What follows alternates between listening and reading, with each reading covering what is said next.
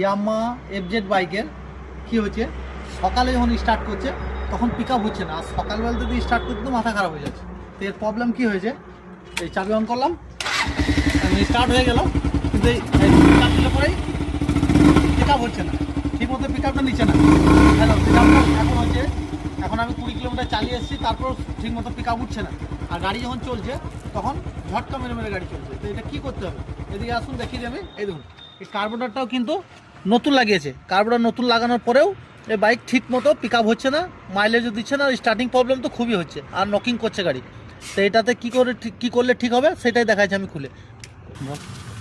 তো আমি এই দেখুন এই স্লাইডের এইটা খুলে দিছি, এইখানেই প্রবলেমটা আছে। তো আমি এটা খুলে নিই, তারপর আপনাদের দেখাচ্ছি। নাট দুটো আছে, এই নাট দুটোকে খুলে নিতে হবে। এখন এটা খুলে নিলেই আমার স্লাইডটা উঠে যাবে।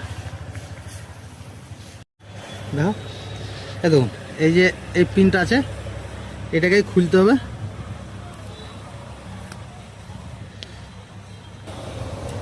এই যে এই পিনটা আছে, এই পিনটা আমি এই নিচের ঘাটে করে দেবো। এই যে এই একটা ঘাট আছে নিচে, এই নিচের ঘাটে করে দেবো। এই দেখুন, এই পিনটাকে আমি নিচে ঘাটে দিয়ে দিয়েছি। এরপর আবার যেমন ছিল 6 সেইভাবে আমি আবার লাগিয়ে দেবো। দিয়ে দিলাম। সে দেখুন, বসানোর জন্য একটুখানি গ্রিস দিয়ে নেবেন, তাহলে লাগাইতে আপনার সুবিধা হবে। তাই ধরুন একটা স্ক্রু লাগিয়ে দিলাম, এরপর আর একটা স্ক্রু।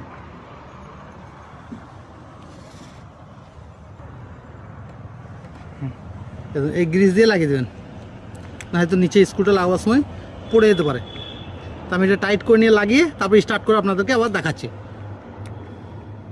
তো এখন আমার কার্বোরেটর কমপ্লিট করে ফিটিং করে দিয়েছি, এখন স্টার্ট করবো। এই চাবি অন করলাম, এখন স্টার্ট করে দিয়েছি। স্টার্ট করার পরে আর কোনো প্রবলেম নাই, একদম ঠিক হয়ে গেছে বাইক। তো আবার এটাকে আমি 1 ঘন্টা পরে একবার চেক করে দেবো। Thank you. আমার ভিডিও যদি ভালো লাগে লাইক শেয়ার কমেন্ট করবো।